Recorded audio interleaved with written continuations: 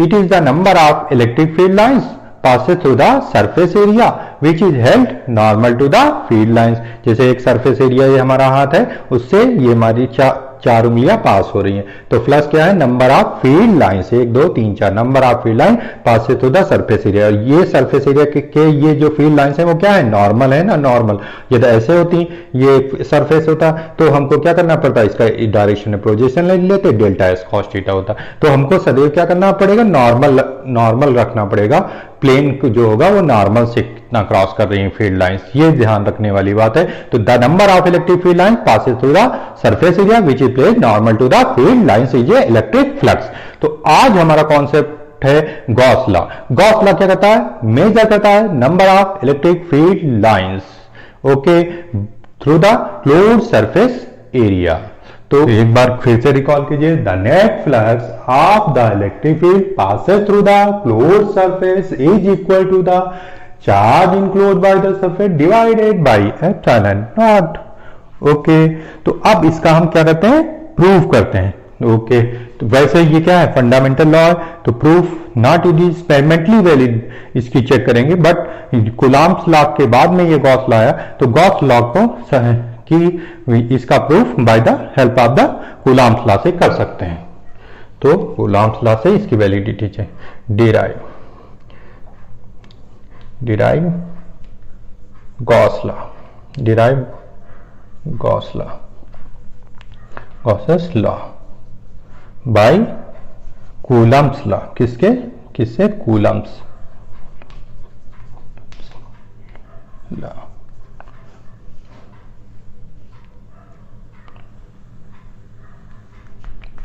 तो हमने कहा कि ये मेजर क्या करता है? फ्लक्स। तो हमको जैसे वर्ड में क्या? फ्लक्स। तो हम सब पहले कॉन्सेप्ट पर जाएंगे फ्लक्स। फ्लक्स के क्या कारण होगा? एक चार्ज के कारण। तो एक पहले चार्ज बनाएंगे, उसके कारण इलेक्ट्रिक फील्ड लाइंस बनाएंगे और एक सरफेस एलिमेंट बना देंगे छोटा सा, उससे निकाल लेंगे कि कितना फ्लक्स निकल रहा है, और उस फ्लक्स से फिर टोटल फ्लक्स, क्योंकि यहां पर क्या करना है ना, नेट फ्लक्स है, तो फ्लक्स का क्या करेंगे? नेट मतलब एक क्लोज सरफेस बना देंगे, उससे टोटल फ्लक्स निकाल लिया जाएगा। तो सबसे पहले क्या हमारा काम है? एक चार्ज लें जिसके कारण ही तो सब कहानी होती है।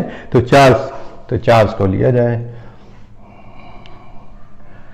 एक क्यू चार्ज ले लिया। अब इस क्यू चार्ज के कारण क्या होंगी? फील्ड लाइंस होंगी। क्या होंगी? फील्ड लाइंस होंगी।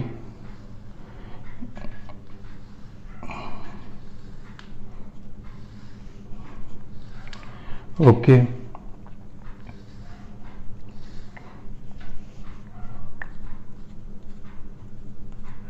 आप इस चार्ज क्यू के कारण जो फील्ड लाइंस है उसमें क्या कर लेते हैं? एक स्मॉल सरफेस मान लेते हैं।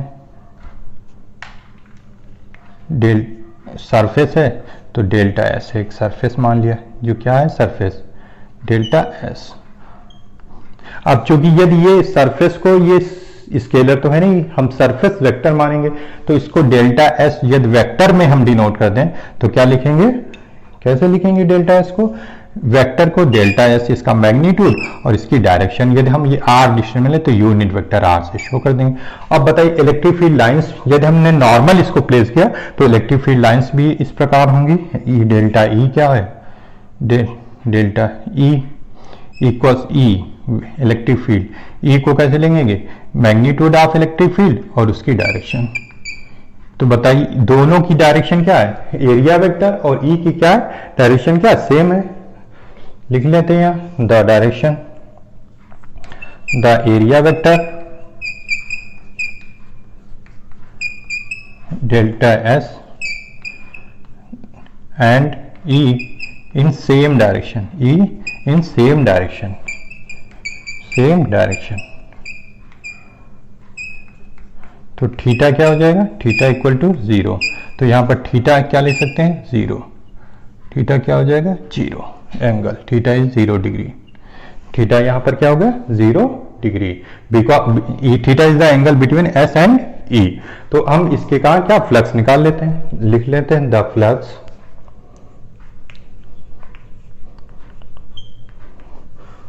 Flux from the surface area, from the surface area element, surface area element कहेंगे, इसका नाम देते हैं एरिया एलिमेंट, एलिमेंट छोटा सा हिस्सा क्या है, delta S, delta S vector में लिखेंगे the flux from the surface area में एलिमेंट डेल्टा एस इज, क्या हो, याद है आपको कैसे लिखते थे, क्या होगा, स्मॉल फ्लक्स होगा delta phi, is delta phi, कैसे लिखें, डेल्टा फाई, क्या हो जाएगा, electric field E dot delta S, ऐसे तो लिखेंगे ई डेल्टा एस लिख देंगे, small small flux small area.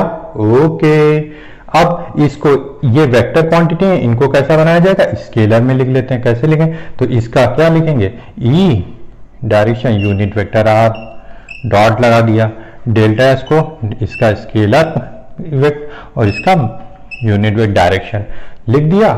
ये इसको हटाएंगे वेक्टर को कैसे लिखते हैं, मैग्नीट्यूड डायरेक्शन, मैग्नीट्यूड डायरेक्शन, याद आ गया, वेक्टर को ऐसे magnitude direction, magnitude direction. Okay, अब चूंकि ये क्या है, क्या स्केलर है, तो इनको बाहर ले लेंगे, इनका तो गुणा होगा नहीं, तो अब किसका हो रहा है, unit vector R dot unit vector R का हो गया। ओके, समझ में आ रहा है कि नहीं आ रहा। अब यूनिट वेक्टर आर और आर का क्या होगा, यदि हम लिखें तो चाहे तो ऐसे आगे क्यों लाइन खराब करें, ई डेल्टा एस हो गया। अब यूनिट वेक्टर आर का क्या आएगा, क्या आ जाएगा, यहां पर हम मिटा लेते हैं, या तो यहां पर हमने थोड़ा सा इसको कर ले, इसको हटा ही दिया जाए, डायरेक्शन आपको समझ में आ गई होगी कि एंगल जो होगा, एंगल थीटा क्या है, 0, एंगल थीटा जो है वो 0 है। तो क्या लिखेंगे, यूनिट वेक्टर, तो mod unit vector R, mod unit vector R, A dot B का क्या होता है, ए बी कॉस थीटा, तो कॉस थीटा लिख दिया। ओके, तो क्या आ जाएगा हमारा, फिर इससे करेंगे तो क्या आ जाएगा, ई डेल्टा एस, और मॉड यूनिट वेक्टर का मैग्नीट्यूड 1 होता है, तो 1 गुणे 1 क्या होगा, तो खाली कॉस थीटा आ जाएगा।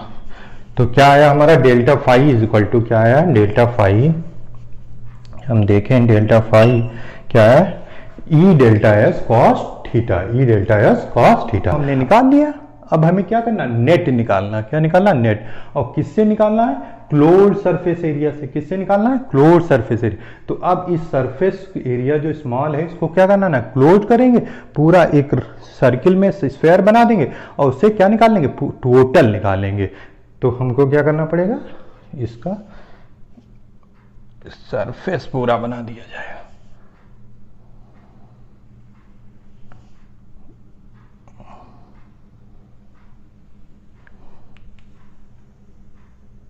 तो ये क्या बन गया,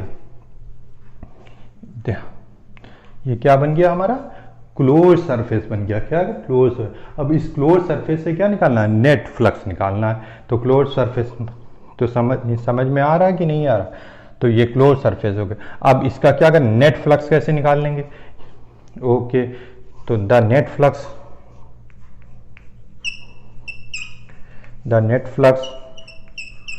फॉर क्लोज सरफेस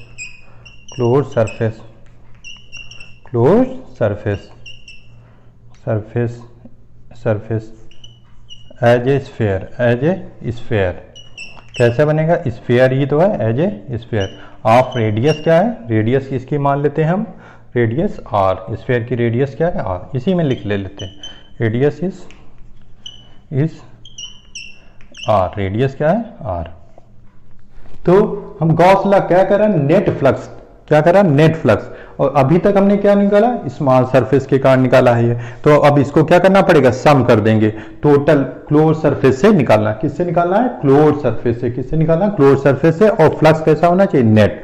तो हमको इसको टोटल कर देते हैं, नेट फ्लक्स कैसे निकालेंगे, हमने डेल्टा फाई को क्या कर देंगे, सम कर देंगे बाय मैथमेटिक्स, क्या यूज करते हैं, सिग्मा का चार्ट में आपने पढ़ा होगा।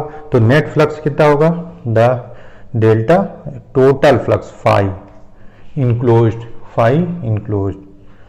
क्लोज्ड कह सकते हैं, या नेट लिख सकते हैं, फाई नेट लिख देते हैं, फाई नेट क्या हो जाएगा, सिग्मा लगा देंगे और डेल्टा फाई, और इस पर समेशन किस पर हो जाएगा, और डेल्टा फाई पर, डेल्टा फाई तो जोड़ेंगे, तो और डेल्टा फाई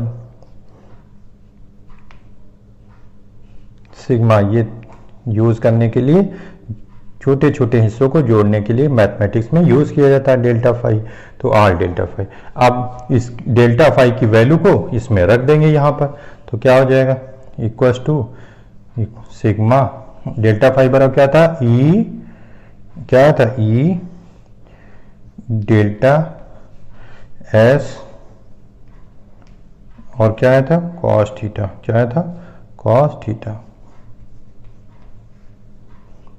और अब चूंकि यहां पर क्या है डेल्टा एस है, यहां पर डेल्टा फाई था तो आर डेल्टा फाई, यहां डेल्टा एस आ गया तो हम क्या को लिखना पड़ेगा यहाँ पर are delta S, are delta S लिखना पड़ेगा, आर डेल्टा यस लिख दिया। ओके सम के अब बताइए, अब यहाँ पर तीन चीजें इलेक्ट्रिक फील्ड डेल्टा एस और कॉस थीटा। तो इलेक्ट्रिक फील्ड की वैल्यू क्या होगी गॉसियन सरफेस पर, लिख ले कितनी होगी Q अपॉन 4π/0 आर स्क्वायर, तो लिख लेते हैं इसको इक्वेशन बना देते हैं हम 2, ये इक्वेशन 1 हमारी। ओके लिखो यहीं से लिख लेते हैं the electric field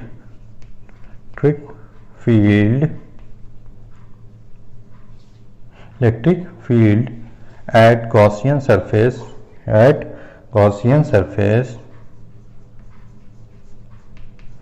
of radius r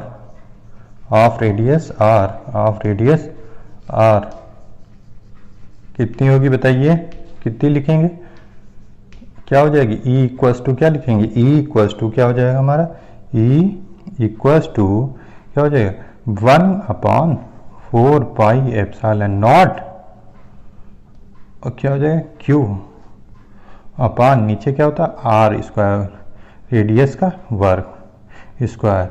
okay हमको यहाँ पर क्या है स्केलर में आ गए तो हमको वेक्टर लिखने की अब जरूरत ही नहीं, क्योंकि हमारा कॉस थीटा आ गया। एंड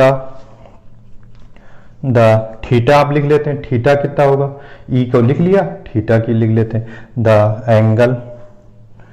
एंगल बिटवीन, किसके बीच एंगल होगा between E and area vector, the angle between E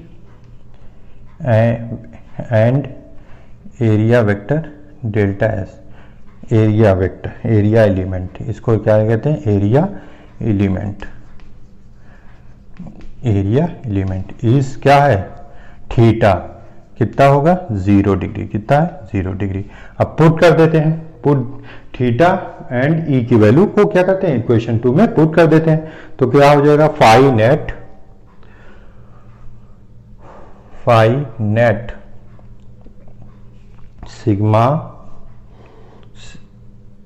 sigma लगा देते हैं, इसमें क्या हो जाएगा आर डेल्टा एस क्या हो जाएगा डेल्टा ई की वैल्यू कितनी आई हमारी 1/4π/0 Q upon R square. Okay अब डेल्टा एस को डेल्टा एस लिख देते हैं, यहाँ पर डेल्टा एस हमारा डेल्टा एस लिख जाएगा, और कॉस थीटा मतलब 0, थीटा को हमने क्या लिख दिया 0 डिग्री। अब बताइए 1/4π/0 कांस्टेंट होता है, चार्ज भी क्या है कांस्टेंट है जो गॉसियन सरफेस से घिरा हुआ है, आर डिस्टेंस भी क्या है कांस्टेंट है, तो ये पूरा फैक्टर क्या है कांस्टेंट है। cos 0 का मान कितना होता है 1, 0 का मान cos 0 का मान कितना होगा 1, जब तो इसको वैल्यू पुट कर दे तो ये पूरा टर्म हम क्या कर लेते हैं बाहर ले लेते हैं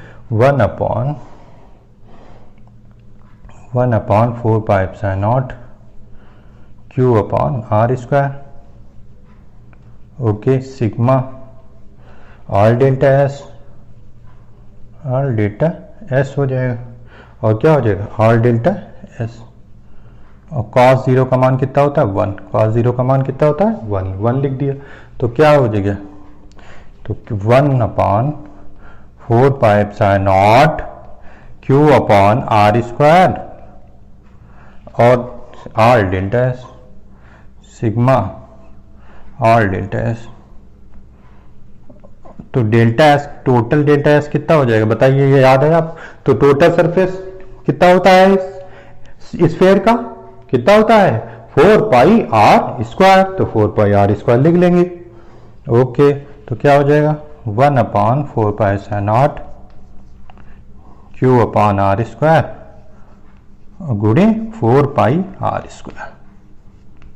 तो बताइए क्या क्या कट रहा है इसमें, 4 पाई कट गया हमारा, आर स्क्वायर कट गया, तो क्या बचा बताइए, क्या बचा क्यू अपॉन एप्सिलॉन नॉट, क्या बचा क्यू अपॉन एप्सिलॉन नॉट। यही तो प्रूव करना था हमें, phi closed equals to total charge enclosed divided by epsilon naught, ये प्रूफ हो गया हमारा। तो हम लिख लेते हैं the phi net phi equal to the total charge, जो हमारा total charge enclosed Q upon क्या है एप्सिलॉन नॉट। ये हमारा गॉस लॉ ले लीजिए।